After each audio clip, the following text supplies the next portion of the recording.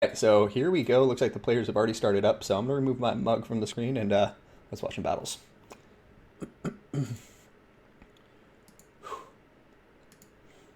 If I run out of breath and stop talking halfway, it's just because my my my lungs are a little bit hard pressed to expand with the broken rib. But anyways, here we are. Enough bitching and moaning. HWL Season 7 Tournament number 4. We got VM Evenstar with the Vampire Counts taking on Lammas Moon and the Dwarfs. Loading into the map now, which will be Eschen. Should be a good time. Oh my god. Nathan Tarn, I see you. I'm not going to reply on a live stream though. Okay, let's remove that intro card. Looks like the player should be loading into the battle shortly. Eschen, one of my preferred maps in the game for multiplayer battles. It's got a little bit of hills, terrain features to work with, a couple rocks, little villages here, and some, minor structures that you can still use to help block artillery fire or anchor a flank.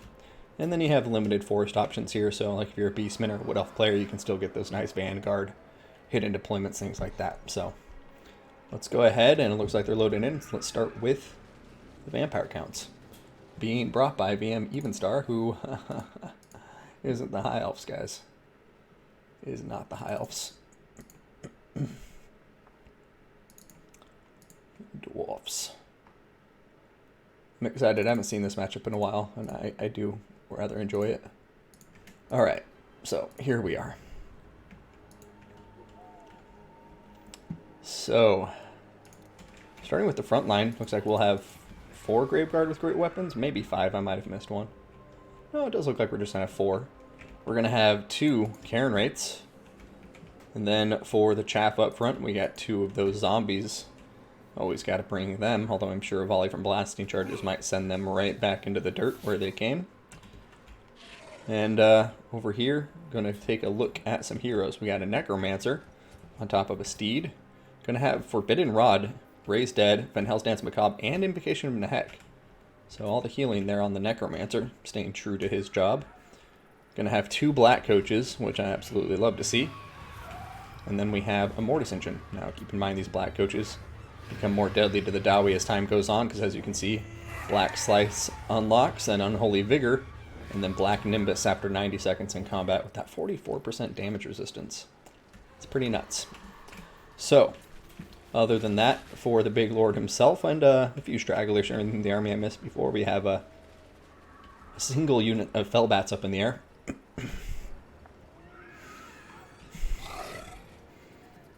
And then we have a Strigoi Vampire Lord down here on foot, looking vicious. Does have armor-piercing poison attack, so he's no chump in combat. He's at the Claws of Morcane for 50% armor-piercing weapon damage for 34 seconds. That's insane. No Dowie Lord is going to enjoy that. And then we also have a Power Stone and Command of the Unliving to summon those Crypt Ghouls. So, I don't think... Yeah, it brings Crypt Horrors if you overcast it. So, that's a fun thing to note. So we'll see if we see some Crypt Horrors getting summoned here into the Dwarven backlines. If we'll just stick with the Crypt Ghoul summon. Yeah, so... Dwarfs, no gyros on the field, so those bats will be... I mean, they'll still have a role to play in tying up units, maybe tying down some Dragonback Slayers, honestly. Decent trade for the Fellbats there, considering the cost difference. But enough of that. Going to the Dwarfs front line, we're going to have Longbeards. Looks like we have 3, 4, 5 of them, so not joking around here. We are going to see plenty of Longbeards in action. He's then going to have the Grumbling Guard ROR in the back line. To restore vigor, we got 2 units of Dwarf Warriors. We're going to have 3 Thunderers, 2 Slayers, including the Dragonback Slayer ROR, marching into battle. We're going to have ourselves some Iron Drake Torpedoes, which I absolutely adore in a lot of matchups, but especially this one. And then taking a look here, you do have a Rune Lord. Mr. Rune Lord will be on top of an anvil, getting that extra rune power going. And he is going to be bringing the Master Rune of Negation, Master Rune of Wrath and Steel, or Wrath and Rune, sorry, as well as Gatekeeper's Belt, and Locus of Power. So let's go ahead and see what these 2 players decide to do from here. As we come up to a higher level of the battlefield, you can see The army's being deployed. Looks like they're going to be a slight push to the respective left flank of the enemy, so going to be moving in a clockwise formation. As you can see, it looks like the vampire counts may be moving up this way, and the Dawi is going to continue patiently pivoting to redress their front line, so they have a good angle of attack. I do think if the Dawi kind of, pushed forward a little bit right here, started laying down that ranged power on top of the the great swords, then they're going to be able to put out a lot of pressure on top of the vampire counts that they cannot ignore. But definitely don't waste Thunderer ammunition, armor piercing, valuable ammunition. Every shot counts. I don't recommend wasting it on top of zombies. Over here, Karen rates, I'm actually okay with that. I mean, they will resist a lot of the damage, but I think shooting Karen rates isn't a bad idea. You want to start whittling away at their health as quickly as you possibly can. However, one thing I do want to note is the Dwarven army has a complete lack of magic attacks. I mean, they don't have many magical units per se, just the Peak Gate Guard, which actually this isn't a bad matchup to bring them. But I am wondering what the Dawi are going to be able to do against the Karen Wraiths, and we'll see if they're able to just wear them out over time, or if the Karen Wraiths will prove to be a decisive factor in this battle.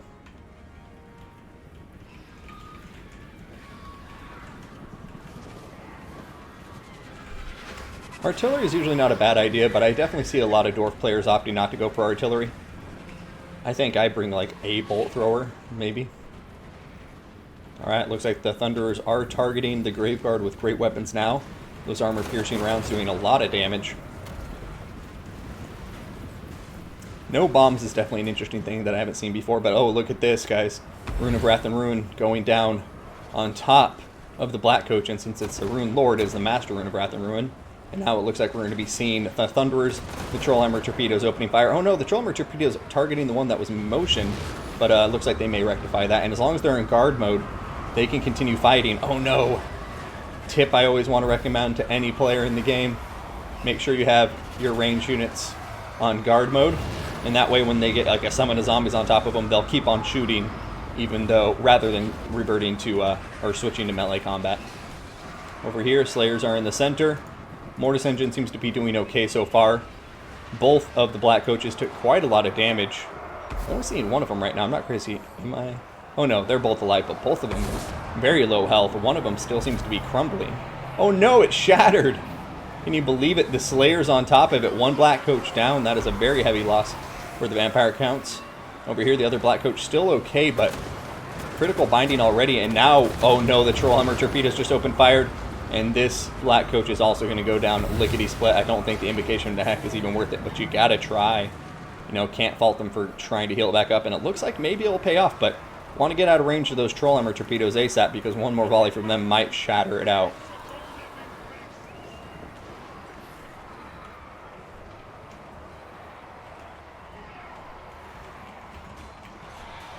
Yeah, Mortis Engine is really where it wants to be. Full health, sitting in the center of all of the Dawi, dragging down their health over time.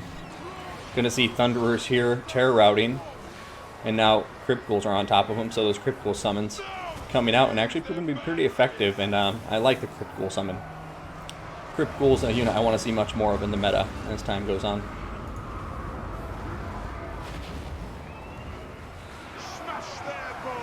Vampire counts do seem like they're starting to pull ahead in this fight. You can see they're starting to drag down the Dawi infantry and range units. Well, not so much the infantry, but the range units for sure, and that's really what will spell defeat for the Dawi, because if they don't have any range units to fight, then there's really nothing that they'll be able to do to take down this Mortis Engine and the remaining Black Coach, as far as I'm concerned.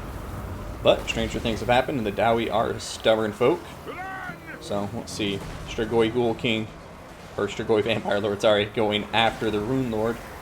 Doing pretty good damage right now. Got extra armor piercing damage and the poison, I'm sure, being very, very useful in this combat, and the Rune Lord just not enjoying life.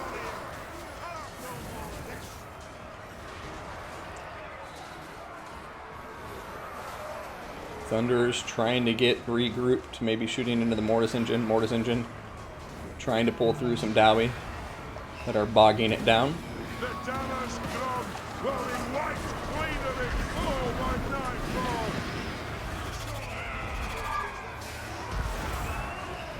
And yeah, at this point it looks like it's snowballing. Just seeing more and more of the dwarfs waver, rout.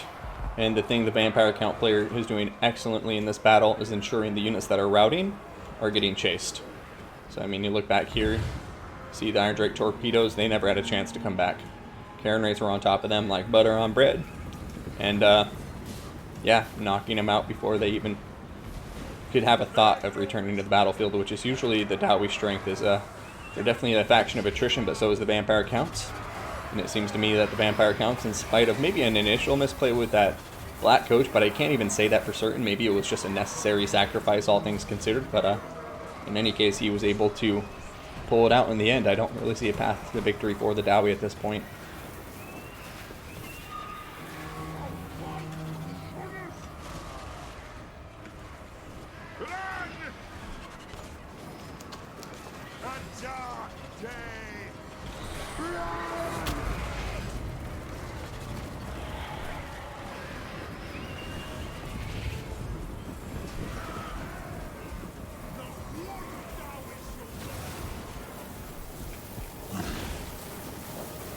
Little Dowie running as fast as their little legs will carry him, but Strigoi Ghoul King seems like he's going to be a bit quicker, and he's going to need a stagger there even.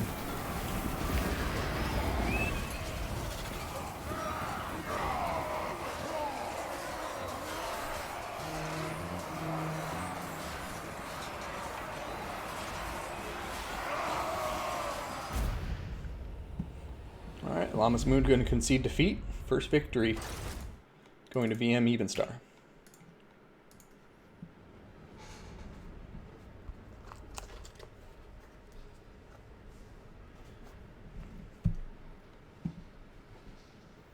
Gaining Chevron pretty good indeed.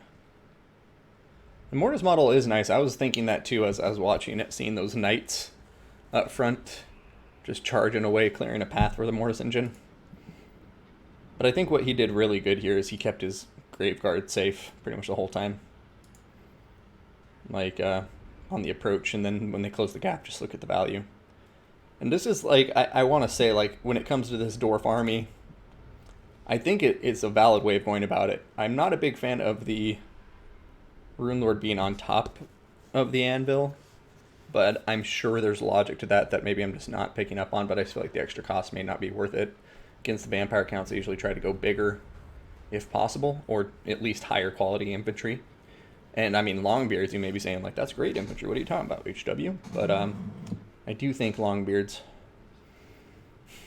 Sorry, one sec, let me catch my breath.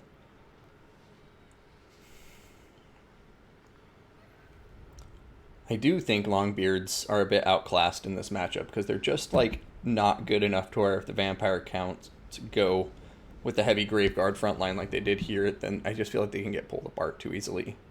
Which is why, strange as it is, this is one of the few matchups, perhaps the only matchup, I would recommend wholeheartedly to bring Hammerers. Hammerers can be surprisingly dangerous in this matchup. And Graveguard, for instance, like, I've seen Hammerers just smash Graveguard for days. There's really no comparison, in my opinion. I mean, obviously it has a lot to do with the Vampire Counts blobbing up and being able to effectively use summons and stuff, but in my experience, Hammers hold up pretty well in this fight, and this matchup works for him because nothing can shoot him. So this is one of those matchups where I do think you want to focus on maybe some elite infantry to outlast the Vampire Count infantry, and then when it comes to range units, obviously you have artillery options, like I've seen people in the chat pointing out a lot, but I do think artillery is, you can bring it or leave it in this matchup because you don't need to force your opponent to you. Having a single piece of artillery, I think, is always nice to put in some added pressure. Shoot that Mortis engine from afar, that Black Coach with a cannon. But at the end of the day, I don't think it's necessary to win. I usually, and I've seen other people too, like sometimes I just bring Rangers, just like 4 Rangers with a hammer or frontline Pete Gate Guard to smash magic units, and then I'll have a, I'm weird. My preferred Dowie Lord combo choice would be like generic Lord Naked, generic Thane Naked, and then I would bring Felix with just his healing item, so Naked as well. And those three, if those 3 lords were going up against Strigoi Ghoul King by himself, he would, I think, have a very difficult time. Anywho, enough chit-chat. Let's see what happens in the next round and get to the battle lobby. And here we are. The map is Galbaraz. I'm going to remove my face from the screen so we can get to the battle.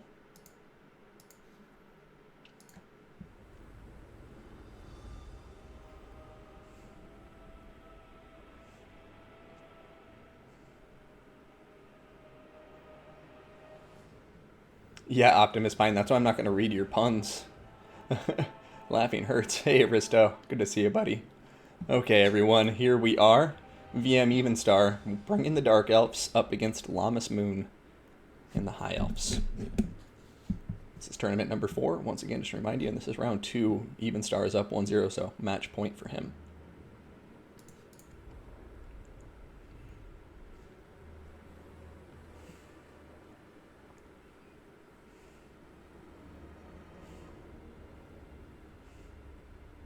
Yeah, I mean, I'm definitely going to tone it down. I'll keep biking, but I don't think... I'm not young enough anymore. Like, doing those jumps and stuff is just not safe for my body as I age. And with a daughter and everything, you know. Your perspective changes as you get older. I never want to be that boring old fart, but, like, after breaking my back mountain biking, I'm like, yeah, I don't think I need to mountain bike that intensely anymore. I'll just do it to stay in shape. Anyways, let's go ahead and take a look at the two players. Let's start with Lammas Moon this time around, aka Bilbo Bagosz. I just realized when I checked his Steam profile, so not sure how he wants it on the scoreboard, but anyways, we'll stick with that. So, with the High Elf army, we're going to have a lot of infantry. This is interesting. I like this. So we're going to have 5 units of Rangers.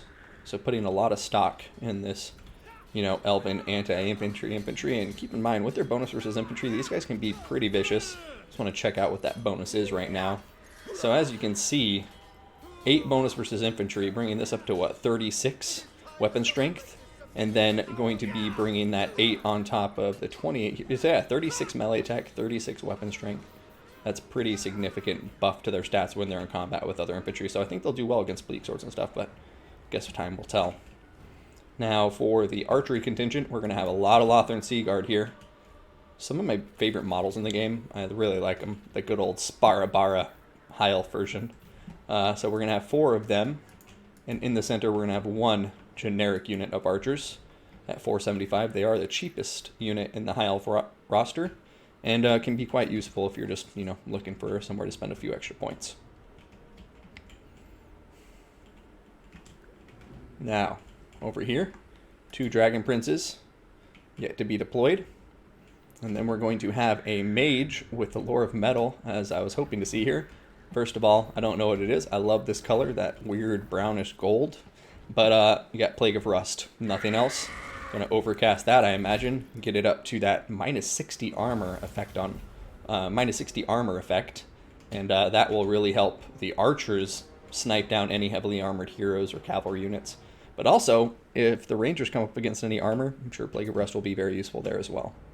Up in the air, we do have Teclis, the man himself.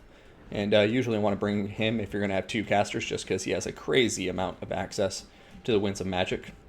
And we're going to see the Sword of Teclis, speaking of crazy access to Winds of Magic. Potion of Shakroi, Beebling Foe, Net of a Mintok.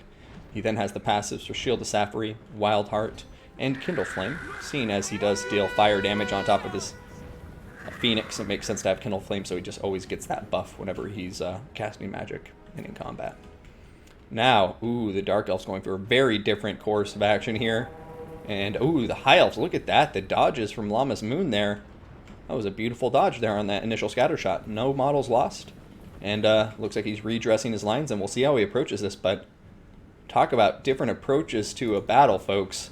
For the Dark Elves, we have a front line of 5 Bleak Swords. So I guess it's time to see if I'm right. And sorry, that's 4 Bleak Swords and 2 Dread Spears on the far flanks.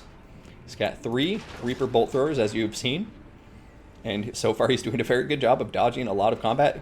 That's like 3 Reaper Bolt Throwers that have been firing a lot and not getting much damage as of yet. So, looks like the High Elves are now going to start pushing forward and closing the gap. And the Dark Elves may be in trouble, but here's their ace in the hole. With all that money they saved on not going with infantry has been spent on Cold One Dread Knights. I haven't seen these guys in a while, and they're going to be absolutely devastating to Rangers, I'm sure. Looks like we have 2 of them here. He's then going to have a single unit, or sorry, 2 units of regular old Cold One Knights in the back line to protect the artillery. And the Cold One Dread Knights are coming out to play, folks. But right here, we have an assassin, K-Knight assassin, has a Web of Shadows, as well as something else I haven't seen before. There's the initial charge doing a lot of damage on top of these guys, but here comes a net of a Mintok, I would guess. And goodbye, one second. Black Dragon Egg. Oh, that thing. Goodbye, Cold One Dread Knights. As you can see, we have Teclis in here. A huge charge from Dragon Princes. They've taken some initial damage, and now another charge coming in from the Cold One Dread Knights. But this Cold One Dread Knight is dead. Marathi's actually diving into combat. I think this might backfire for her. We'll see what happens. Dragon Prince is pulling out of there. More Rangers being sent into combat. And although Tyrion is taking some damage now, as long as he gets out of there in time, I mean, he doesn't even need to get out of there. I just think the Dark Elves are going to commit suicide if they send anything in here to try to snipe Teclis, because you have, what, 5 units of archers formed up around you and just able to slaughter him. And now Marathi's stuck on the ground. Dragon Princes are charging out, going to smash into the Bleak Swords and block the Cold One Knights from approaching. Here comes a Soul Stealer, though, and that Soul Stealer may do a ton to help Marathi heal up. However, if Teclis has another net of a Mintok soon, he might be able to net her in the air and then just, boom, pin cushion Marathi from there. Across the battlefield, we are going to see the Dark Elves doing a bit better over here on their left flank. They've been able to block the approach of any High Elf forces, and they know these Cold One Knights able to rout off some Rangers. But as far as the hero combat goes, right now it does look like the High Elves are doing much better. And Teclis is going to dive into Marathi. He's going to get a hit. He's going to stagger her. And now she is terror routed. 1 net of a Mintok, and he can eliminate her, no doubt in my mind. So, time to see what happens from here. Looks like we're going to see another net of a Mintok go down. Oh, Overcast pinning both Marathi and the Cold One Dread Knights in place. And just kidding, the Cold One Dread Knights decided they wanted to keep moving for a minute. But Marathi is routing. And, yeah, if Evenstar doesn't get something rolling here quickly, he may be out of it. Because right now, Dark Elf's infantry, I would say they've come out on top, but it's not a significant lead in terms of who came out in the infantry engagement. Cavalry engagement, I'd say kind of broke even, but with Teclis, I'm going to give it to the High Elves. But these archers are just, look at them. I mean, there's nothing back here pressuring them at the moment, and even once these Cold One Knights do break through this frontline engagement, they still have to fight the Slaughter and Seaguard with spears, so it's not like it's going to be an easy engagement for them anyway. Over here, it looks like the way they may be taking the charge, or are they actually going to miss the charge? Yep, there they go. Not even charging into them, but doesn't matter since they do have that charge defense gets large. And oh man! Black Dragon Egg doing some nice damage to the Lothern Seaguard there. Dragon Prince is going to turn around and charge back into the Cold One Knights, who are now rampaging and wavering.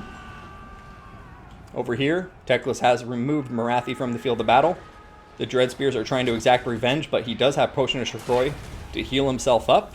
So I don't think we're going to be seeing Teclis get knocked out by that artillery at this point in the game. I mean, over here, you can see Bleak Swords. Some of them finally, being able to chew through the Lothern Seaguard, but I think that's the only unit they'll be able to kill. And then as you see over here, we're going to have Rangers that are starting to regain their leadership. Maybe going to get microed in there at some point. Yeah, Teclis coming back here. He's going after the K-Knight Assassin now, maybe? I kind of like that idea. Dragon Princes, even though they're tattered, will be able to chase off the remainder of these Cold One Knights. Enfeebling Foe going down on top of these Cold One Knights. Teclis going to land in them. They're rampaging. And there they go for the terror route. Honestly, would have liked to see that Enfeebling Foe maybe on the K-Knight Assassin. Just come over here and snipe him out. Because without the K-Knight Assassin, then the leadership of the Dark Elves is also just going to tank quite viciously. But it looks like the High Elves have this game from here. So let's go ahead and get some cinematics. Very nicely played. And a good comeback from Lammas Moon after that initial round. The Widowmaker!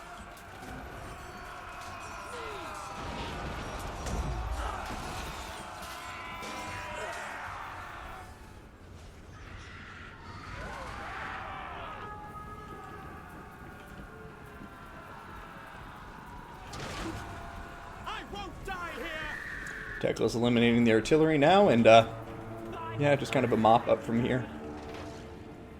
I do want to take a quicker look to make sure I'm not just like underestimating the Dark Elf forces. Ooh, Dragon Prince is getting routed there. Yeah, no. I just don't see anything here that can deal with Teclis at this point. There it is, the concession.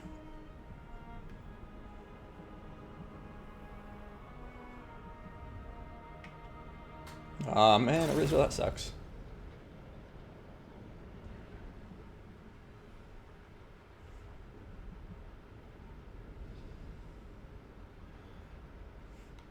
Hey, Fandangly, thank you very much. I am doing okay. Appreciate the well wishes, though. I'm actually casting no pun past. Uh-oh, Optimus Pine. You're gonna make me laugh.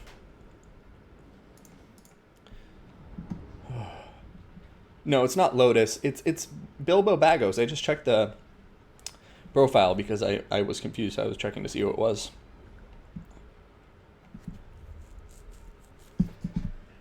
Oh, Ben the Bar. Oh, yeah, Bilbo Bagosz. So, Evenstar's army here. I don't even dislike it. I think it was just a bit misplayed, perhaps. But I do have to say, Lammas Moon's army here, I would put at an advantage from the start of it. But like I say, not a hard advantage or anything, because, I mean, when you look at the Dark Elf army, they still had a huge cav superiority, and Morathi is more than capable of going toe-to-toe with Teclis in both magic and combat. But I just think they got greedy there. I think really what lost the game was when the Cold One Dread Knights moved out to get that early charge in on the Rangers. I mean, you want to do that. You want to go out and you want to shut down some units. But you definitely want to do it on one of the far flanks of an army like this. It was a bit too centered for me, and what I mean by that is, like, if there's 5 Rangers, hit the Ranger on the far left or the far right flank, not one towards the middle, because then what happens is you see a nice concave formation appear. Net of a Mintok goes down, and before you know it, you have 5 units of archers shooting your unit, and no matter how good your armor is with minus 60, it's still going to mean you're going to take a lot of damage from the Lothran Seaguard.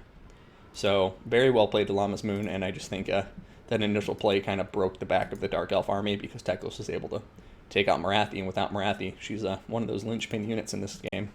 So, the fate of the Lords went in favor of the High Elves, and I think that set the pace of the battle from there. Alright, ladies and gentlemen, BM Evenstar with the High Elves, taking on Lammas Moon, aka Bilbo Bagosz in the Empire. This is round 3 of their best of 3, and it's match point.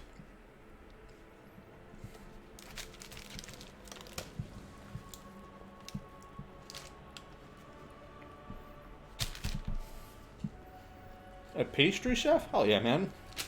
That's a very cool vocation. I watch a lot of the Great British Baking Show, and it makes me want to bake.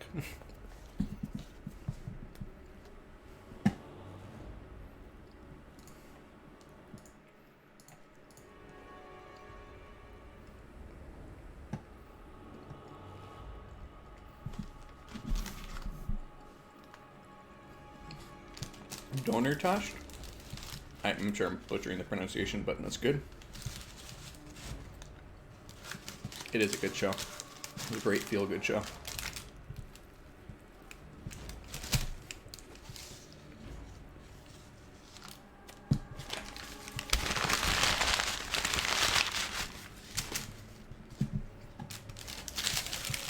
All right.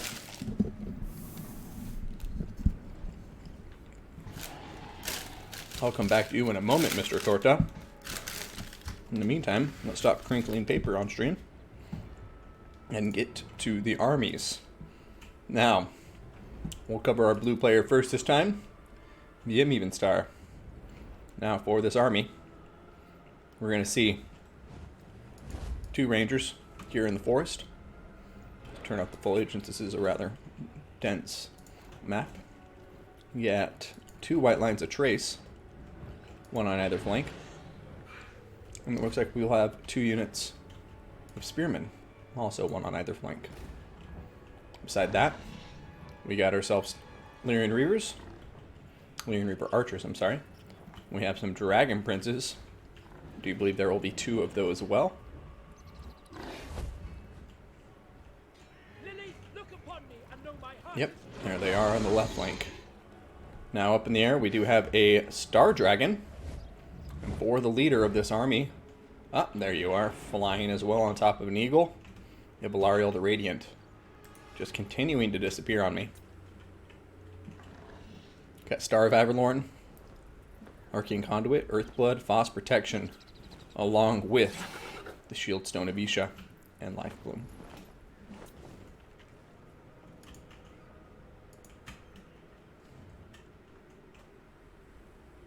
Alright, so going to the Empire side of the battlefield, we're going to see 3 swordsmen up front, one of which will be the Sigmar Sun's Unbreakable unit.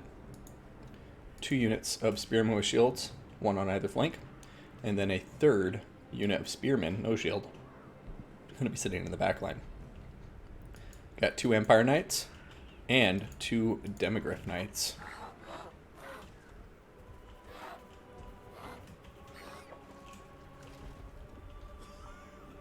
Now, the spearmen in the back line are protecting the Sunmaker, the most devastating piece of artillery ever conceived in the Warhammer universe. And we'll see what kind of work it can get done. I've seen it do nasty things to High Elf's armies before. And if you need evidence of it, just go watch one of Soothsayer's replays from the last season's playoffs. It was nasty. Up in the air, we have Karl Franz on top of Deathclaw. He's going to have the Reichland Runefang, as well as Stand Your Ground, Foe Seeker, Hold the Line, and Blood Roar. And then on foot, hidden in the forest, we have a Jade Wizard, Regrowth, Earthblood, Power Stone, and Life Bloom, all going to be on top of him. Sunmaker opening fire, hitting the white lines of Trace initially, doing a touch of damage. Nothing too crazy, but I'm sure on the next volley, we may see some crazier things.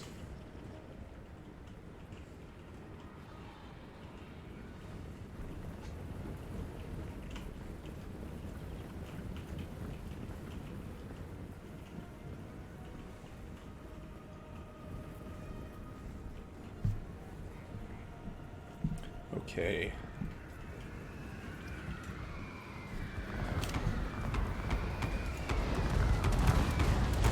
Wow, some unlucky shots so far.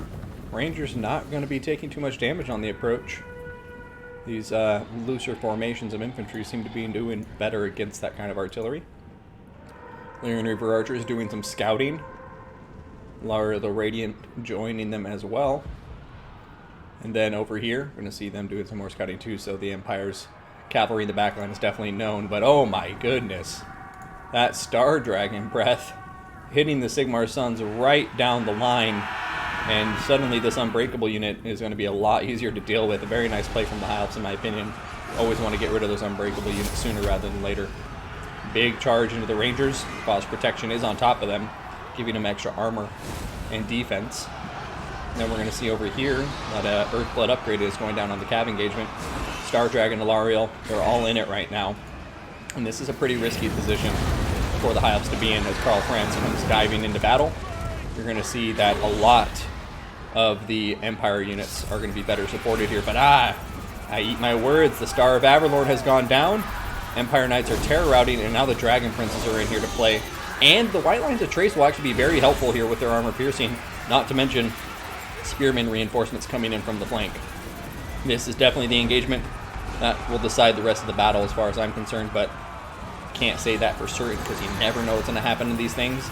But right now it does look like the High Elves are going to come out on top in this engagement as Demigryph Knights and Karl all took some significant damage. Over here, a very nice play by the High Elves. Lyrian Reaver Archers chasing down Empire Knights, but they need to keep the chase up. Don't let them regroup and come back. Oh no, he's going to do it. I thought he was going to rout them right off the map, but going to abandon that chase, and I think that's going to be a misplay. It may come back to bite him later.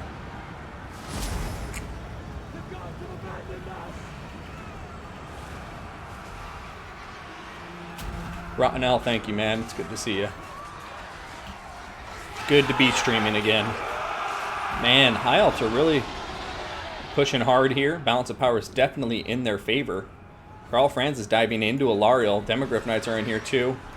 Dragon Princes are in the mix, but with the Star Dragon coming in, I think that's going to tip the scale. And oh no, a big breath going down on top of Karl Franz and doing some damage to the Demigryph Knights as well. And I think this charge is going to break the Empire's resolve. I honestly do. And Karl Franz suddenly all alone out here in the forest. as a Star Dragon, a Lariel, and some Dragon Princes lay down the hurt. Concession from Llama's Moon, and that's going to be a GG, a great series that was won 2-1 by Evenstar.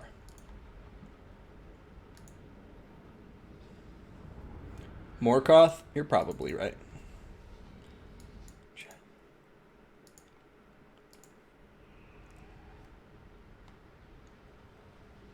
That was a beautiful breath. Oh man, but yeah, this was really well played.